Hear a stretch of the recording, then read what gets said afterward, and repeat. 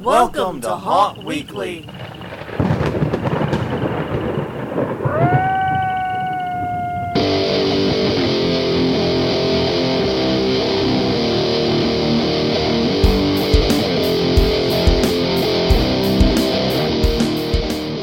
Hello everyone, I'm Jonathan. I'm Crystal. And this is Haunt Weekly, a weekly podcast for the haunted attraction and haunted entertainment industry. Whether you're an actor, owner, or just plain aficionado, we aim to be a podcast for you. Thank you for including us in our iTunes as we come for episode 69. And we will try not to snicker because this week we are in the presence of greatness. Yeah. And I am very happy. He is the most humble man I have ever met, I swear to God. But we are here today with Dwayne Sanburn from the 13th Gate Haunted House and the 13th Gate Room Escapes. And I knew I was going to screw something up with that. I just always do. It's like a ritual with guests. But Dwayne, how are you doing? And thank you for being here. Thank you for inviting me on the podcast. Appreciate it. It's I'm a deep honor to have you here. We have been going to your haunted attractions, well, since you were in Alexandria. That's a very long time. Yeah. and things have changed a lot since then. Yes. Right. Though I have to say... Oh, go ahead. I like the 13th Gate better than Louisiana Nightmares. Yeah, so do I. But I will Nothing wrong with that. But I will say we saw some influences and some things transfer when you moved to the 13th Gate. You still love running people over with cars. Oh, yes. Trains, cars, anything big. Whatever you can run. What is that about, by the way? Just curious. I just think people are guaranteed to run when something big comes after you. Gotcha. Okay. And That's yet, simple. I keep learning in New Orleans streets that's not always the case. Not always, yeah.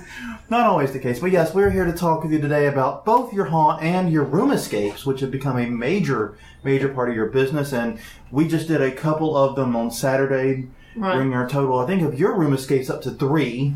Mm-hmm. So we have a lot to go over the course of this interview. It could be 1 episode, it could be 2. We're honestly just going in with this shooting the breeze, and we'll see where the conversation takes us, as we like to say. Mm-hmm. So anyways, obviously 13th Gate, one of the best known haunted attractions, not only in Louisiana, but in the country. Oh, thank you.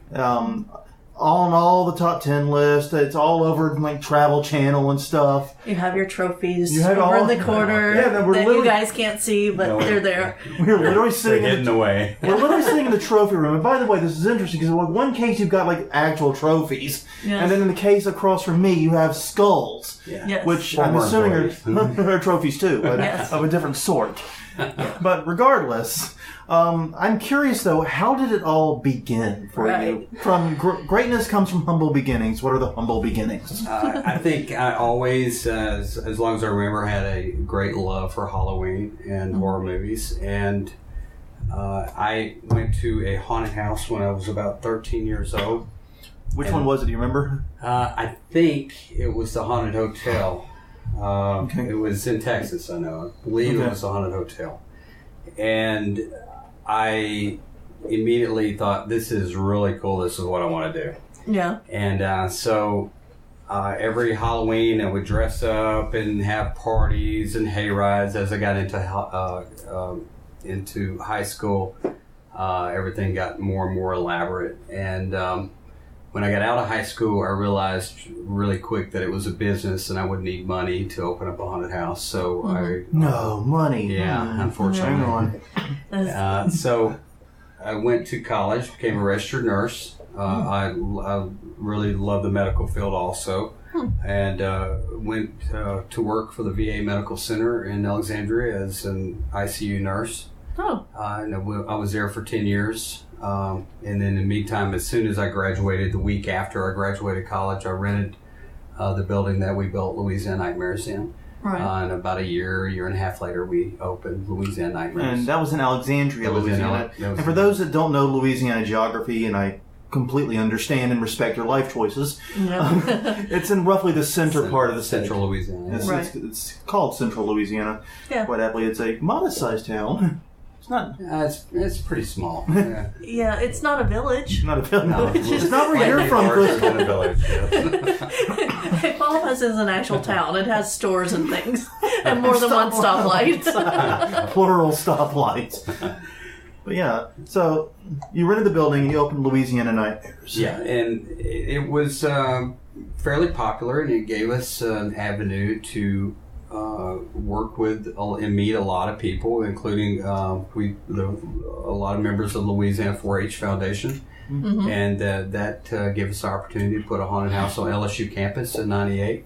And we started doing a second haunt, which was portable, which we would build in Alexandria, and then we had 5 18-wheelers. We'd bring the show down to the Livestock Show Arena on LSU campus, and we'd set up, we'd have a couple weeks to set up this massive 18,000 square foot haunted house, and then about 3 days to tear it down after Halloween. How much sleep was taking place during those stretches there? It was a lot of fun, and I didn't need as much sleep as I do now. Oh, the curse of age. Yeah. So it really didn't bother me. I'm amazed now how much I did accomplish back then. But after 4 years of doing that, it really started to wear on us, and we couldn't get the quality haunted house we wanted, and it was just having to tear down and start over from scratch each and every year. Mm-hmm. So we started looking for a location. The last year I was at LSU, they came to me and they said, "Hey, we messed up. We booked a horse show the day after Halloween. You'll have to be out in 12 hours." Oh, wow. So, wow. So all of us worked as hard as we could, and I got a lot of volunteers to help me, and I think I went about 60 hours without sleep, and I left there and went straight to the hospital for a week.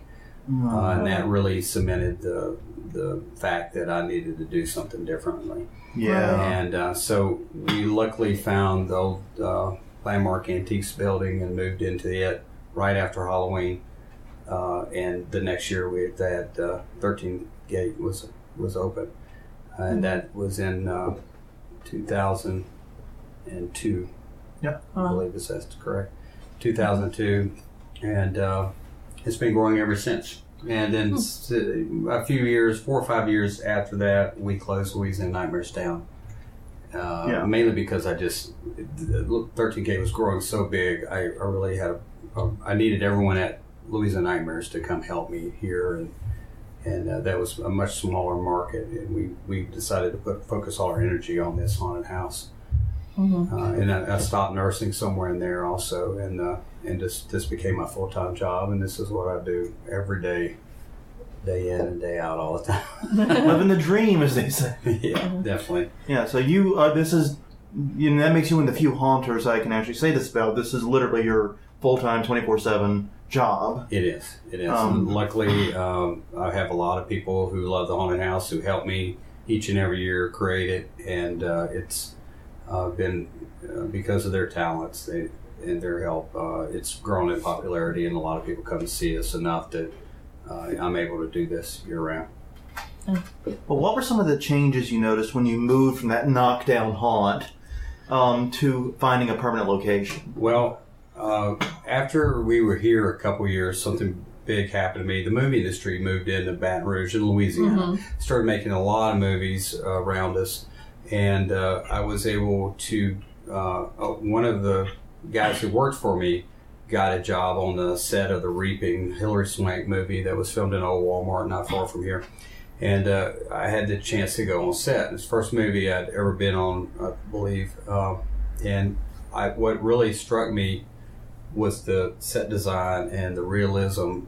And here was this beautiful morgue and a 2-story sewer system and this underground tomb and all these beautiful sets. And it was just flats on the outside, and on the inside you couldn't. If you woke up in this sewer, you swore you would have been very, very confused. Right. Yeah. And so I thought, man, why aren't we building like this? You know, this is incredible. So I met one of the scenics off of that movie, convinced him to come over and work for me, and also teach us how to do set construction and scenic construction. Like a movie, unless like most haunted houses were building at the time. Mm-hmm.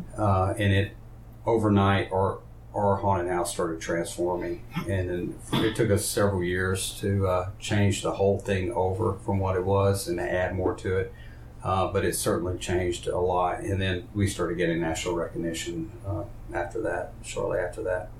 Yeah. I will say that coming to the 13th gate the first time, I remember being outside in a line that stretched all the way around the building. So we were there for a long time. It's okay, we weren't doing the reviews then. But, we weren't questioning your throughput at that time. But by the time I got inside and into your queue line, I had forgotten that I was inside of a metal building. Because it was that convincing. A warehouse building. I don't know if Yeah, warehouse. It's well, I can look up in certain cracks and see tin up the top. It's a lot of different materials. The building, the main building, is about 170 years old. Oh, wow. And then so it's a lot of history there. Right. And then it's had a lot of add-ons throughout the years, and some of it is metal. Yeah. Including the lobby, I think has a metal roof on it. Yeah, but because you've got the big arches and it feels like you're in like catacombs or something. Yeah. And you just lose yourself in the set. And it's really nice. And that sequence before you go into the elevators in the beginning, the very first time I was there, the analogy I drew in my head was Tower of Terror at Disney World. Yeah, certainly a lot of influence from Tower of Terror. Because not just because of the elevators, but because of the detailing and the ability to get lost. And that is what everyone says about the 13th gate, is the detail is always amazing. They talk about that movie set design. They talk about the look and feel of it and how easy it is to get lost. Right. And real quick, going back just a little bit in your history, how did you get the initial capital, and what suggestions would you have for someone who's looking to either rent or go pro? When I started back so many years ago, I mean over 20, it was very hard. I actually went to the bank and they kind of laughed at me. Open on a house, sure, no thanks. So conventional funding was out. So I got a second job working agency nurse, and it was very good money. And I picked up a partner who was also a nurse, and he worked agency nurse as a second job. So between the two of us, we made enough money to open up our first one. Of course, it was a lot cheaper then to open up a haunted house, and the expectations of the public was a lot simpler back then than it is now. Nowadays, if I had to start over with no money, but like I did then, it would really be difficult to open a big commercial haunted house. Right. These days, it would be tremendously more difficult than it was back then. Yeah. And I found an old building that had, the roof was caving in, and the owner was elderly attorney in Alexandria, and I made a deal with him. Hey, I'll fix this building up if you give me a good deal on the rent. And he did, and we did fix the building up for years, and so that helped quite a bit also. Okay. And that's one of the things, I guess, is it's, as haunters, we're opportunists first and foremost. Definitely. Yeah. Everything from dumpster diving to finding those random locations. Yeah. That's I guess the opportunist is. But yeah, I've always. I did find it interesting that you got your start in Alexandria in a smaller market, then moved into Baton Rouge, which also, of course, serves New Orleans, because it's about an hour's drive, and I'm sure you get plenty of people from New Orleans, and also Lafayette too. You're right on that I-10 corridor at the bottom of the state. How did things change for you moving from the smaller market to the much bigger one? Well, when we moved to LSU campus, we probably doubled our attendance, which was fantastic for us. It gave us enough capital to keep growing and keep building. And for the 4 years we were on LSU campus, we grew a little bit every year. But when we moved into our own location here, we had significant growth every year. And then when we got into Haunt World magazine and started getting a lot of national recognition, that's when we saw the most growth out of everything that we've been doing. So I think that was her biggest, the fact that I changed the haunt to a much more quality haunted house, and then started getting national recognition for it. That changed things for us. And the location was really good. It took a couple years for everyone to figure out that we were here. And so after about 3 years, we started doing very well. Enough that we were able to support, what we do and I was able to hire a crew, and today we have a crew of about 12 people that work year round on the haunt and escape games, and then a large crew of escape also that run escape. So yeah, we'll be definitely talking more about the escape games in a minute, because there's a lot of really good questions I want to ask there. How did you do anything to cause national attention? No, or just spontaneously combust, as they would say? I think so. I mean, I have to give credit to Haunt World for one major introduction, because they did a big article on us, and I think we sent in some video to them, and then they took an interest in our haunt and did an article on us, and then from that I think we got on their list that next year, and then we started getting picked up. We also became a member of America Haunts, which has helped us quite a bit also. Okay. Just curious. So there's some potential suggestions for getting attention for publications. So you actually have a smaller crew than what I would expect for a haunt this size. My crews, we bring in guest workers also throughout the year. Right. For example, the sculptor who I met on that movie still works for me, and in between movies, he comes in and does things for me.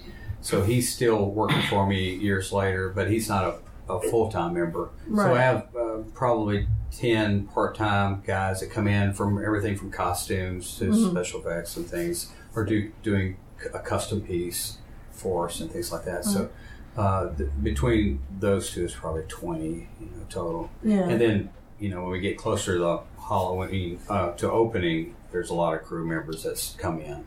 And then we start seeing the ads and Craigslist everywhere that it can be posted. Yeah. Do you work any with LSU, since you're right next door with their theater group? Have you been able to recruit any from? We get a tremendous amount of theater students from LSU each year that come and work for us. And we also take on some interns each year, a couple of interns, and sometimes they're from LSU. Okay, cool. Yeah, I always tell people never come to the 13th gate on the day of an LSU game. Oh, yeah. We made that mistake once. I try to tell people not to come on the 2 Saturdays before Halloween, because it is a very, very long line. And the sad part is, the Thursday before that, you could walk right in the door. Yeah. We've done that. We've actually done exactly that. I just don't understand why. But everyone wants to go out on Saturday night and show up here at 8 o'clock. And then stay until 11 in the morning. Yeah, that's one of the things we've been talking about a lot on this podcast, has been how internationally haunted attractions are not just purely a Halloween thing. They're not seasonal. We go to the UK, you go to Eastern Europe and so forth. Haunted attractions are a year-round deal. They're smaller, but they're a complete year-round deal. And you can find those throughout the United States, also in tourist places like Ripley's that are open year-round. But here we definitely have a haunted attraction market that is purely seasonal. Sure, absolutely. And it's, as you noted, it's not just purely seasonal, because we think of the season as 6 to 8 weeks. It's oftentimes purely those 2 weeks right before Halloween where the bulk of it comes in. And that is, I agree, that's insanely frustrating when you're trying to provide a good experience. Right, exactly. And you're thinking, like, if half you guys showed up 2 weeks before, we'd have our line times and have the same through. Right. But yeah.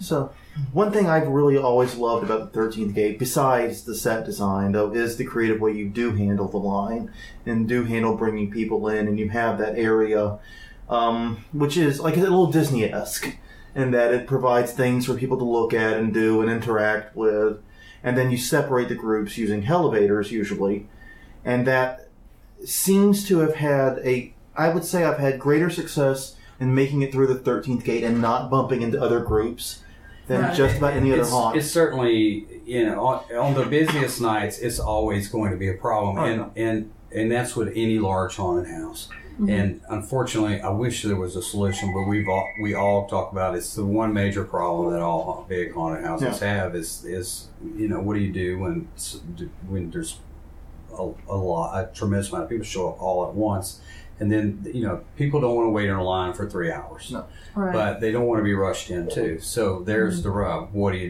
you can't, because you're dependent on that income the last couple of weeks. You can't just turn people away. Right. Yeah, absolutely. So that is certainly an issue. We've tried to educate our customers more about coming on different nights, coming early, but even we with just our short 3-night run for our haunt, we're like, hey, don't come Halloween night. Try coming the Friday or Saturday before. Yeah. They don't listen. No. Yeah. No. Is that part of why Necropolis was built? Was try to take some of the line and spread it out a little bit? Definitely. I was hoping that it would alleviate some of the line. But I don't think it really changed anything at the 13K. Well, and that raises the next question. Tell us about Necropolis 13. We completely forgot to mention it in the intro. Yes. Because I feel very remiss right now. Necropolis 13, first let me back up. I was standing outside the haunted house one day and thinking about the throughput of the haunted house and thinking I needed to move the box office out of the doorway and that would help things. Right. And then I was looking around thinking, okay, where can I put it? And I turned around and there's this empty lot there with trees and an old house that was falling in on it. Yeah, I actually remember when it was exactly that. Yeah. And so I approached the owners of that property and ended up leasing it, and they also own this building, so ended up later on leasing this building from them also. And we cleared it and fenced it up. The first year, we moved our box office over, and that was a great thing for us to do. That helped us a lot. And then, well, I got all this extra space. What do I do with it? Right. So we decided the first 2 years we had it to put in a mini carnival. We had a lot of games. We had a lot of different vendors come out. We tried, I think we had like 15 different things going on, from zombie paintball to laser tag, and laser tag of Baton Rouge had a booth, and lots of different stuff out there. My friend still talks about being buried alive that year. Oh yeah, buried alive. The Buried Alive Simulator. That was a major fail because it was we put a tremendous amount of work in it.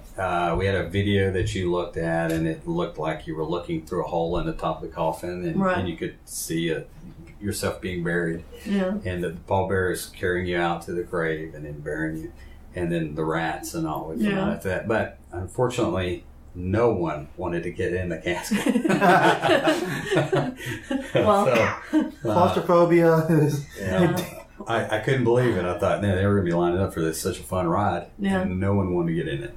I just realized I've never actually done one of them. Well, no, and we've seen them at a couple of other places. Yeah, Rise had it probably not one year. exactly like that, but Right. we've But never different seen variations. anybody in them. No one I wants only to get know in the casket. one person who's done In it. fact, recently when we were at Poplarville, of all places, they had one set up there for their little theater haunt, and once again, no one in it. Yeah. So I guess there's another lesson here. So we're in some words of wisdom this week. Right. So we ran the carnival for a couple years, but it was so much work, particularly working with other vendors and trying to get them to come out on the right times, and it was more work than I wanted to deal with. I really needed to control it all, and so at that point I was either going to start buying up carnival stuff or do something different, and ultimately I decided to put a cemetery out there for a second attraction. Right. And it's been popular. It's very unique attraction in very Louisiana. Right. A very New Orleans cemetery. It's about 400 crypts, underground catacombs, lots of zombies, lots of overhead scares and scares from different areas. Hard to change because it's not without its issues. It is a cemetery, so it's hard to do something completely different. You can't just move a few panels around and you can't. Y'all know it's definitely all concrete out there. Oh yeah. Yeah. Is that frustrating, the designer in you? Well, it's my main focus is always on 13th Gate. Right. And whatever time we got left, we go over and scramble and try to change things for Necropolis. For someone who's never been to it, it's fantastic. I think, and then there's a lot of scares out there. And the people who do go to 13th Gate, Necropolis, they say that it's, a lot of people say it's scarier than 13th Gate. Well, and I think a lot of that's because Necropolis, to me, is very actor-driven. It is. Where 13th Gate is more scene and set, and more character-driven, scene-driven. That is definitely actor and scared. I often refer to it as an actor playground. Yeah, because that's what you basically seem to have done, was give the actors all these opportunities and let them use their judgment and Godspeed. It's also much more close quarters. Oh, yeah. It is very close quarters. Very intimate. A lot of pop-outs, a lot of things you don't see coming. Right. And quite a few dark areas or dimmer areas in the haunt. Yeah. So it's, and I love voodoo theming and that particular theme. So it's a lot of fun to do things out there. But it's still, it is what it is. It is a cemetery, and so you can't put a clown house out there. I'm sure many people are very appreciative of that. Yeah. Well, I don't know. The mortuary, but for an add-on haunted attraction, it's a sister attraction to the haunted house, and I think it's done great. Yeah. And it's also, I think, one way it helps. At least I imagine it helping is from a business standpoint. Those yummy combo tickets that you can sell and get more money per customer. Yes, definitely. So that's always been one of the dreams, is to get those combo tickets and get the ability to sell multiple attractions. Right. A lot of haunters would absolutely kill for that opportunity, and so I think that was a great move to do that. Mm-hmm. So has it been a little bit of a struggle though, having it be an outdoor attraction? Oh, absolutely. The year before last, we had rain almost every night. It was just, it was. Welcome to Southern Louisiana. May I take your order, please? It was the worst rainy October we've ever had. Yeah. From doing it. Do you carry rain insurance on the Necropolis? Well, normally October's dry for us. Yeah. But that particular year we just got hammered, so it was closed a lot. Yeah. And we had to bring in a lot of gravel when it wasn't closed. Between days, we would just fought with that for the whole month. But normally it's great. So. Mm-hmm. Yeah. I guess you are right, though. Southeast Louisiana is not a bad place to have an outdoor attraction, realistically. Yeah. Southern Louisiana in general. Yeah. In terms of how many rainy days you can expect. So, yeah. You've got your 2 attractions. You've gotten all this. You've gotten all this acclaim. What was one of the moments that made you realize you've got something special here? Or do you still not believe you have something special? And I'm completely putting you on the spot unfairly.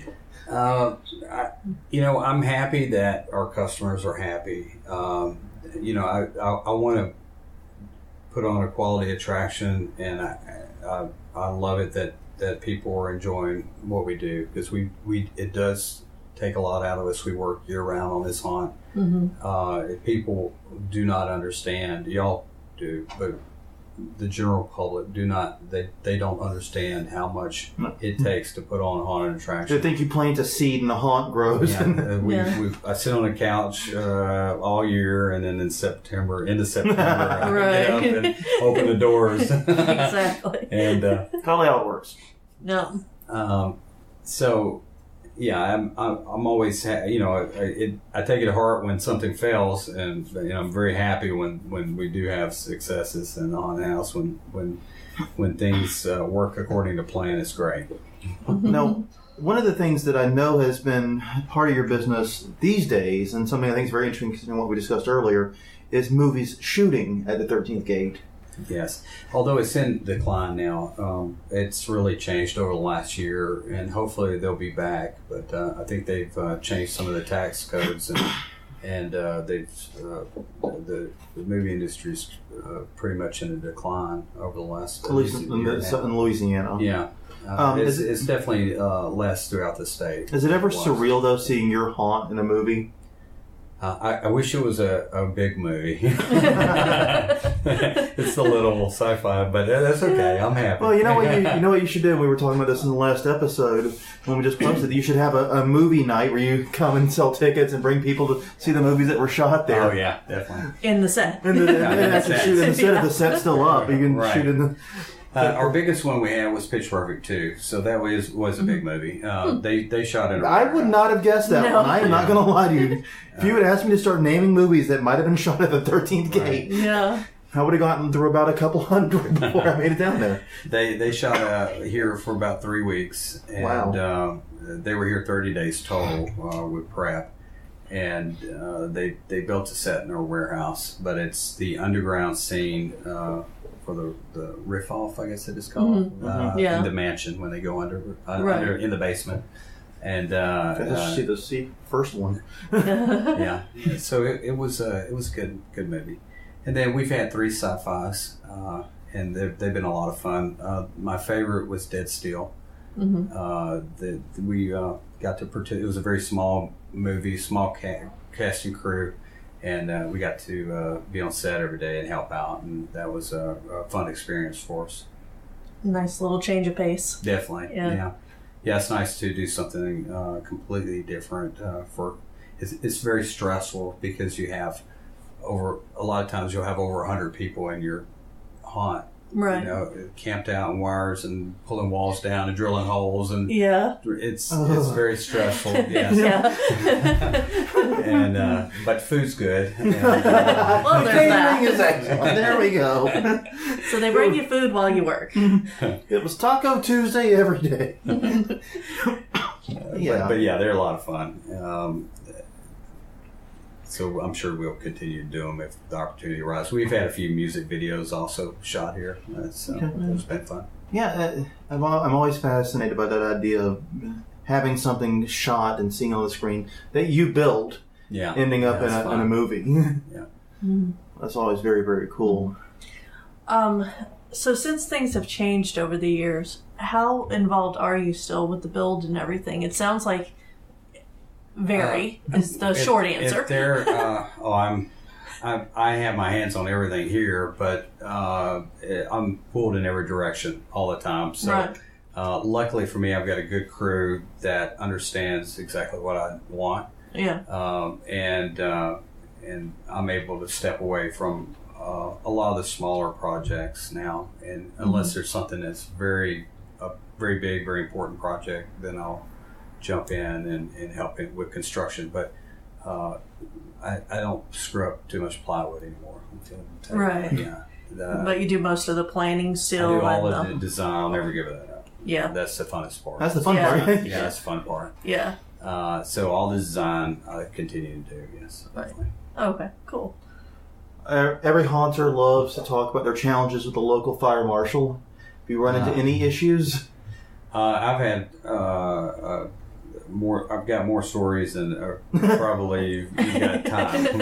but it's a big SD card. I'm just telling you. But no, we have a good relationship with the fire marshal, and we have the fire marshals here every night that we are open. They do fire watch, and we work closely with them every year on design, and they come in and inspect us before we open. And been working with them for years, and I think it's a good thing. And I think any haunt that misses that is putting the entire industry in jeopardy. If they skip over that step. And I always try to tell newcomers when I do have the opportunity to talk to them, like at Transworld, that's one of the first things you have to do is go, see your fire marshal. Because I have been to a lot of haunted houses over the years, and a lot of dangerous haunted houses, and it's only going to take one to have something bad happen. It's going to change the entire industry, and that can not only be said about haunted houses, but also this new industry, the escape games. Right. Especially with something like the escape games that has a lot of electronics, and a lot of people jumping into it, not really knowing what they're doing. I worry. As a matter of fact, after we opened up, I was called to the State Fire Marshal's office to explain exactly what an escape game was, because they were getting so many requests and plan submittals and things, and they did not understand it entirely. And they've since changed the code since I opened to be more stringent. At 3 or 4 escape games in, they started seeing that this was going to be a trend, and they needed to pay more attention to it. Well, so, and I've noticed the regulation of escape games has not been in place. The government in general did not get ahead of it, because when we went to the one in New Orleans, we noticed that they were registered as a museum because that was the closest thing they could register their business I as. think they're not sure exactly where their place is. Yeah. It's such a new thing. Different thing for sure. It's so new that I don't think they're fully ahead of the government's fully ahead of the curve on it yet. Right. No. With your teardown haunt that you did at LSU, what were the permits and fire marshal? Well, things when like we were that? on LSU campus, we worked with the State Fire Marshal, because that's their jurisdiction. Right. And so they were. We worked very close with them in the show arena. They had sprinklers there, but we also had fire hoses, and it was a long list of stuff we had to do. Okay. Submit plans every year and go through the inspections, and had to be ADA and everything. Right. So it was a lot of stuff. So from Smoke the detection beginning. system, everything. We had to install it before we could open. Yeah. Yeah. I know that's a problem a lot of knockdown haunts face, though. Yeah, there was actually a haunt shut down in New Orleans this year. Really? Yeah. For lack of any permits, really. Like 14 violations. Oh my. Something like that. Just decided to open without call. Yeah. Yeah, they were a art space. We could talk about it later. We'll talk about Let's talk about you. But long and short of it, and also, I mean, I remember when we visited in Slidell that I sat there wondering how the hell did it pass any fire inspection whatsoever. That one's long gone the way of the dodo. That one's been gone. I think we only got to go to it 1 year. I think that thing disappeared not too long after you guys were opening. Yeah, I don't think I've ever felt unsafe in your haunt. Oh, no, at any point in any iteration that other than the intended levels of unsafety. Right. Well, We want you to. yeah. That's what I've always tell everybody. We want you to feel as that you're in a very dangerous situation, but really you're very, very safe. Right. I like to compare it to a roller coaster. Right. Where it's going to seem like you're about to die, and we're trying to get those emotions out of you, but you're really probably in the safest place you can be in the universe. Right. Right.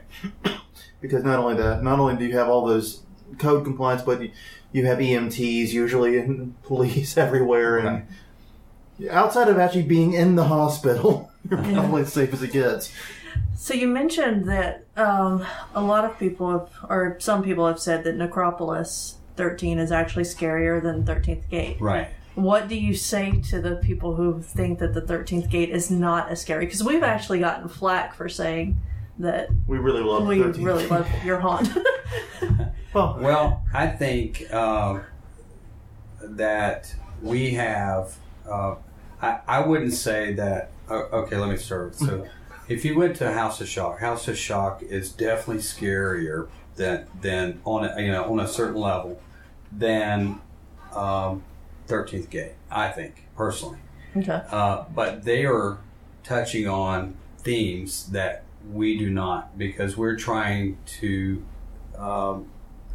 be for. I'd say if you compare this to a movie, we probably are PG to R, close, right on the edge R, but not.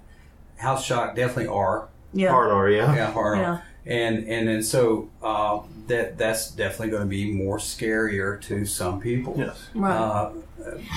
But because we're trying to reach a wider demo, I think that we have to tone it down a lot. I mean, that said, I think we do some very realistic scenes. Oh, yeah. And some of the things we have, I believe, are as scary as any haunted house you'll come across. Mm-hmm. But also, when you come on a night when there's thousands of people in line and we have to increase throughput, where there's 15 of you in the group, it's a lot different going into a haunted house with 15 people than it is with 2. Yeah. I agree with that. Yeah, and that's going to change your scare factor. Or 15 with 100. And when one person stops and won't go because they're scared and they Yeah. back up, there's no way to change that. Yeah. So, Right.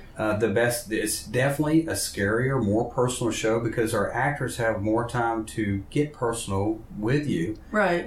when you come on a slower night. Yeah. And you'll see a completely different kind of show on a slower night than you will on that Saturday before Halloween. It's just the way it is. Definitely. I agree with that. Yeah. And also, like I said, when I think of the 13th Gate, one of the first and foremost things I think of is the set design, the immersion factor, the getting lost in this alternate reality.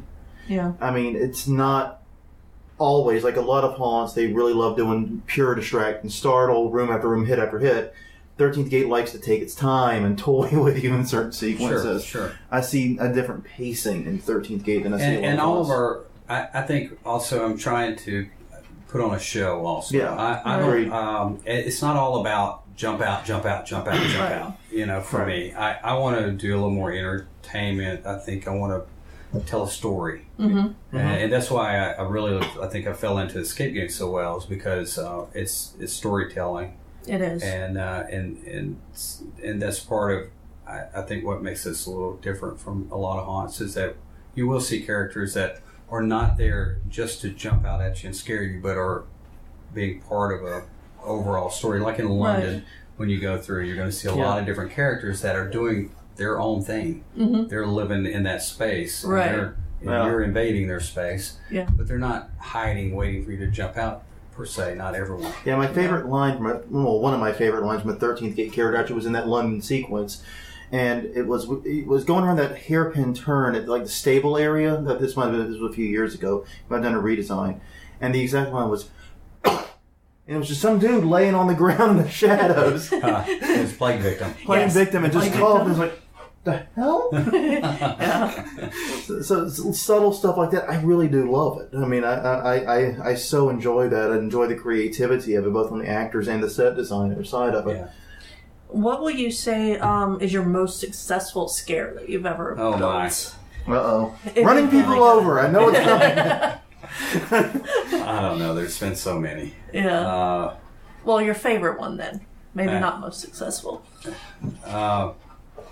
Now he just has to choose between his babies. We have I'm this sorry. That's a tough one. I can tell you that, speaking of big things chasing you, the funnest spot to stand is at the end of that train tunnel. Right. Okay. Because people fly out of it and they are screaming. So it is definitely effective to have big things and loud things chasing you. But it's really hard to say. I've been doing this for so long.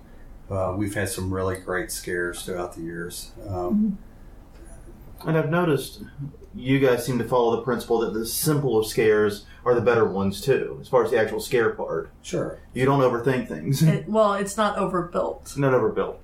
Yeah, I like to overbuild.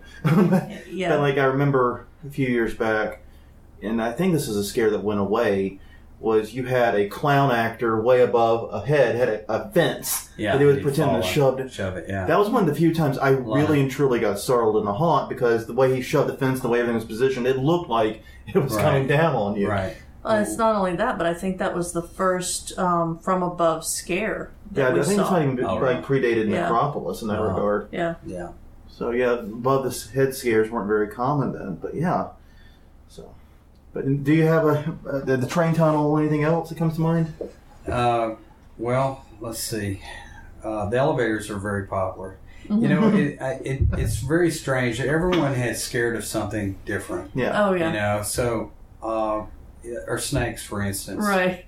People are either they have no interest in snakes whatsoever, or they are terrified of that room. I know. And it's either one or the other. Yeah. You know? Oh, okay. So it really depended on the person. You know, I'm sorry.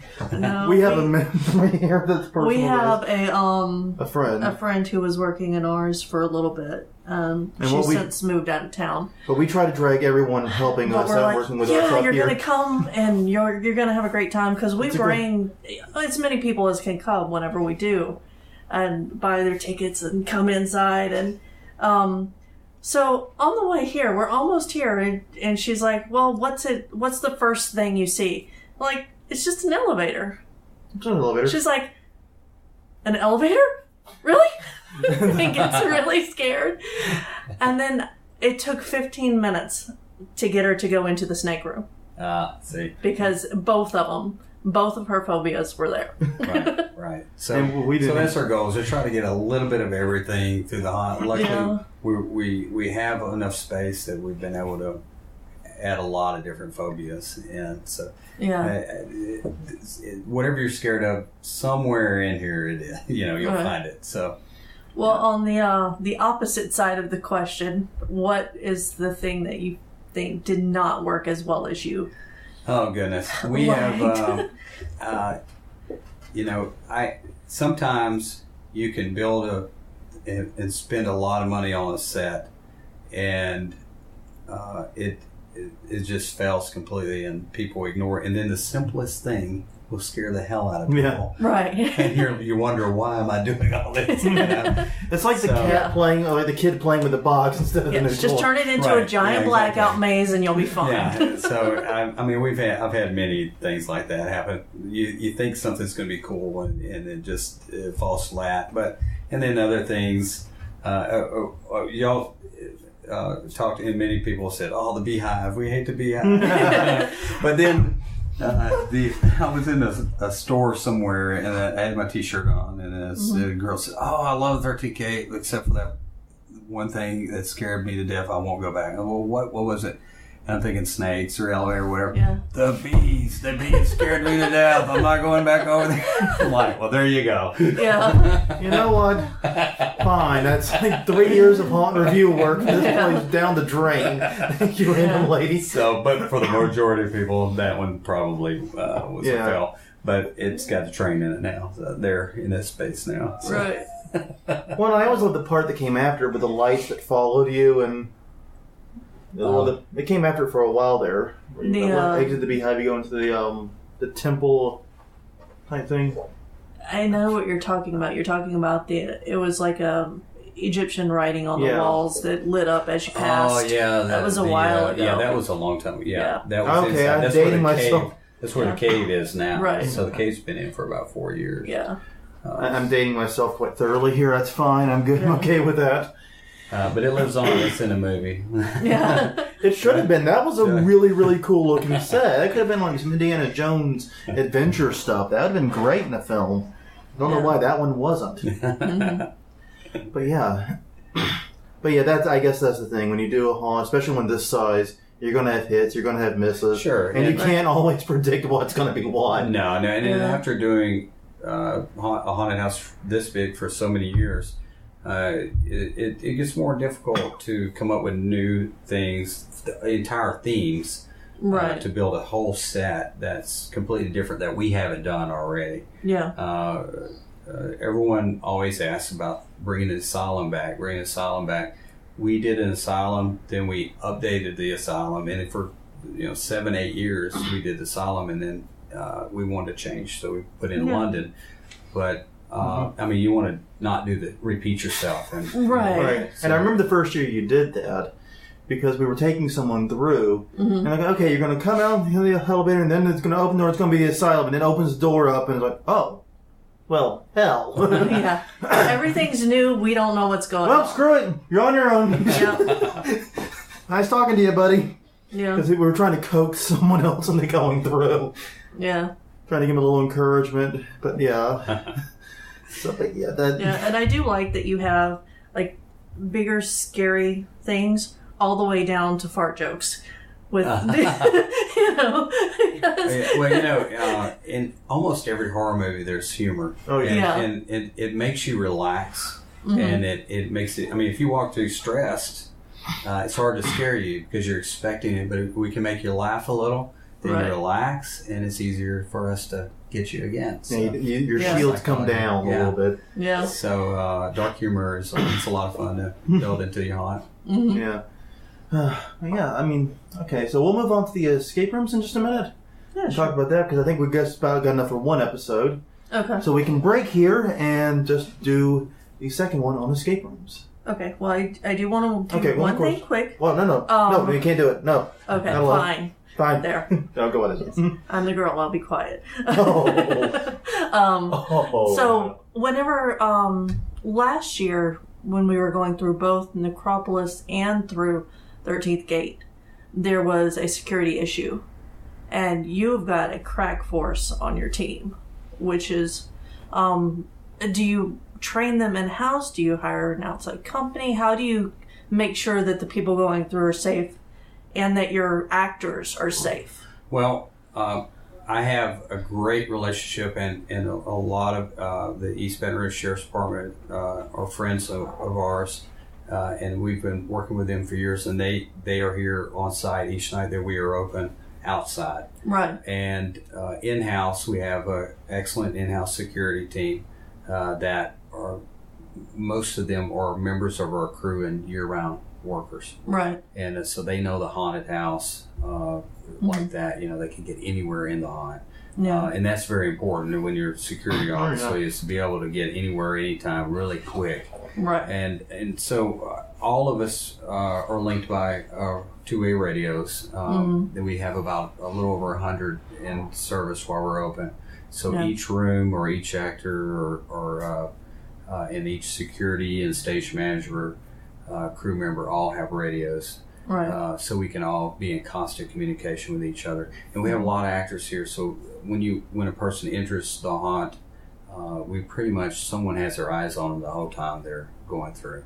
And I'd love to say that we never have any issues with anyone, but that's of course not true. Every once in a while, we're very close to LSU. Right. After LSU football game, we get a lot of people in there drinking, and of course, then you'll have some issues. But people are really surprised how quickly that we can be in a scene if there is a problem, and how quickly it's taken care of. Right. Yeah, I was impressed with how quietly too. And you also last year incorporated metal detectors for the line. We did. I have a friend who has a very large attraction, and he started repping for metal detectors. And as you know, we had some shootings in Baton Rouge. Right. And he called me up and said, "Hey, would you like one of these? It couldn't hurt, to have one." And so I said, "Well, you know what? It wouldn't be a bad idea." So we put one in, and it's not because of anything that happened here. Right. It's just one additional security measure for us. Yeah. So, and it's worked great since we've had it. Okay. Move into the room escapes? Yes, I'm done. Okay. No, those were some very good questions. I'm glad you asked them. And so what I'll do is we'll stop here, and we will pick this up next week as we continue the conversation with Dwayne to discuss his foray into room escapes and what you guys may be thinking about it can expect as you jump into the business for yourself. So until next time, follow us on Twitter at Haunt Weekly, follow us at Facebook at Haunt Weekly, and we will continue the conversation with Dwayne next week.